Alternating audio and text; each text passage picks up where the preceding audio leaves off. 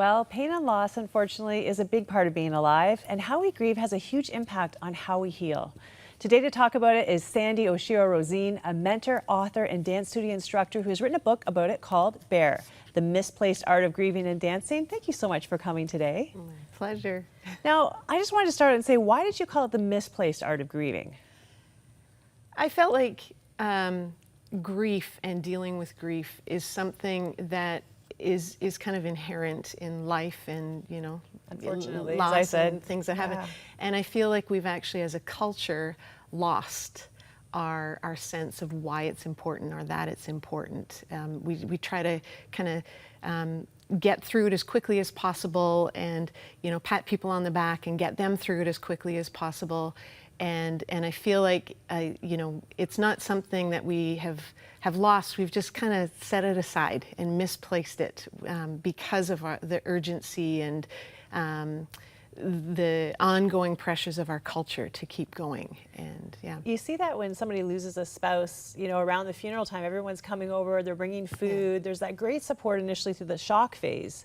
Yeah. But all of a sudden, a month later, there comes the lonely days begin. Right. Everybody goes back to their lives. And a lot of people express they really feel forgotten. Mm-hmm. Absolutely, absolutely. You had mentioned in your book that you wish that there was still the tradition of wearing black for, you know, 6 months or a year so that people would understand what I'm doing may not be exactly right, but I'm grieving, so please just give me some grace. Yeah, and I think that that's probably the biggest struggle is that people, when they're going through any kind of loss, and actually my book includes not just actual death, but grieving losses like divorce, abuse, things that have been a challenge in relationship, or things that have been painful in life. Chronic illness actually is another one. And because those things kind of impact us and knock us down and make us feel like stop the world, I want to just take the time to deal with this. Often we don't have a means to communicate with people like they used to. When a family would wear black, that would be their way to say, hey, take it easy on us, we're still grieving, we're still dealing with something really serious. Now we, you know, wipe the tears away, carry on, and so when we're dealing with the phases of anger that aren't, or phases of grieving that aren't the easy ones, the anger, the denial, the blame, those hard things then get misinterpreted as other things, like this is just a grumpy person, instead of what it should be, which is, no, like take it easy on them, they're grieving, this is a painful time in their life, we need to care and have compassion rather than judge and be hard on them. And some of that came out of your own experience when you lost your mom. You kind of found that everybody was like, okay, you know, funeral's done, move on. Yeah. Why aren't you, you know, firing on all cylinders, Sandy? Yeah, exactly. And for me, even for me to give myself permission to stop and carry on, I didn't actually at the time. I was dealing with some relational crises at work, and I had to just pick up and carry on. And it wasn't until many months later that I finally had to take the time and begin to really take a look at what was going on in my heart. And the thing is, you said you can't skip the grieving process. Like, I think, you know, because we're so efficient and everything's so fast in our culture, we kind of wish, you know, we want to fast forward through it. But you say, like, if you delay it and you suppress it, it's still going to come out again. Exactly. And like I say, it's generally at whatever point we've paused in our grieving process, and this is what clinical psychologists will tell you, that wherever we've paused in our grieving process is the thing that keeps coming out. So if we paused at anger because we didn't like the messiness of our anger, we keep coming out with a lot of angry things. I think of road rage on the highways. I think that that's probably connected to people who haven't grieved some things in their lives. Yeah, and then how do we as their friends and their community give them permission to do that? Because you say in your book, the people who say, you know what, you really need to forgive, you really shouldn't hold on to that, you know, all those kind of helpful things that we do for people doesn't actually help them just get the poison out and get the feelings out. Yeah, exactly. Well, you know, the scriptures actually say, you know, Jeremiah says, teach your daughters to wail. And the New Testament talks about weeping with those who weep. I think the key really is when somebody has gone through a major loss, even if it is something like a miscarriage or divorce or those kinds of things, they need to be able to talk about it. And they need a listening ear who is just compassionate to what they're going through and weeps with them, listens to them, validates their pain, gives them room to be messy, and is willing to take whatever's happening at the moment and permit it to take as long as it needs to take.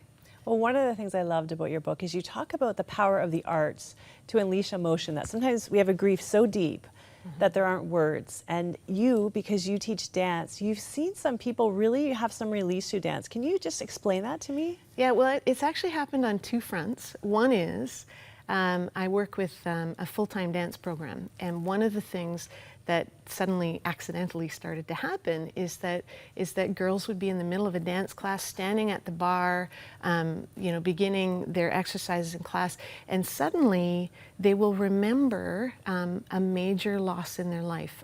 For some, it has been sexual abuse. For others, it has been a relationship that they never had a chance to grieve that was broken. And these emotions are coming up, I believe, in Dr. Gabor Mate, Candace Pert. These are people who have become experts in understanding how our bodies are connected to our emotions. And what I believe is that our minds might forget these traumas and losses, but the body remembers. And so that's the one side of it. The other part is that, yes, sometimes the grief is so deep that there really aren't words for it. And I was actually working with one woman who, in the midst of a Dancing for Your Healing class, where it was an opportunity to begin to connect with deep emotion and create kind of just a very basic movement expression of that pain. And she uncovered a pain that had happened before she was verbal. When she was an infant, a parent that had committed suicide, another parent that had abandoned her at that point, and realized that her grief and her pain had actually happened before she had words to express it. So especially in that case, and in other cases where there aren't words to express the depth of pain, suddenly movement gives you kind of a gestural expression of what that might look like. And is it resulting in healing? Are you seeing people really become healed? Yeah, bit by bit. It's still a relatively new thing. I do know that there is quite a well-established dance therapy program, a series of programs that are happening in the United States, a little bit here in Canada, where they actually are using dance as therapy for people to begin to express what has been going on in their lives with things that they don't have the words for. Yeah. Well, I know at the end of the book, you said that you had given some tips for people on how they can grieve. You didn't want it to be a self-help book, but you did want to give them some things to do. Can you just close the interview by giving us some things that people can practically do to help them through that journey? Well, I think one of the biggest things that I mean, the whole chapter is called Stop.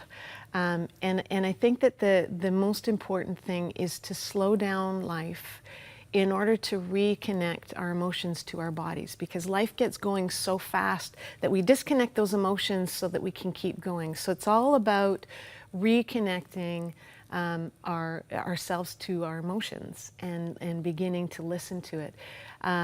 To stop and breathe, because breathing actually reconnects us to our bodies. To stop and listen to the things that are there emotionally that we tend to not listen to in the midst of carrying on. To stop and take care of our bodies, to stop and focus in on relationships that can really help to strengthen and give room for those emotions, the hard emotions, to come out. And that's just the beginning of what you've had to say in the book. I feel like we've hardly scratched the surface, really, of this topic. It's so deep. Thank you so much, though, for diving into it. I know that it came out of a lot of losses that you yourself have experienced, and I just appreciate your wisdom on this topic. Thank you. Thank you. And if you've been watching this and you want more, first of all, you can look for her book, The Misplaced Art of Grieving and Dancing by Sandy Rosen. And also, if this is something that you're experiencing in your life and you're feeling like you've been dealing with a loss, maybe that you never grieved, maybe you never gave yourself time or permission to grieve, You know, one thing you can do is you can reach out to someone to listen. And we never got to the community point, but community is a big part of that healing. We have a 1-800 number that's up on the screen. We have people 24 hours a day, 7 days a week. They are there if you want to reach out to them. They'll listen to you, they'll pray with you, and they'll help you along in your healing process. Thanks so much.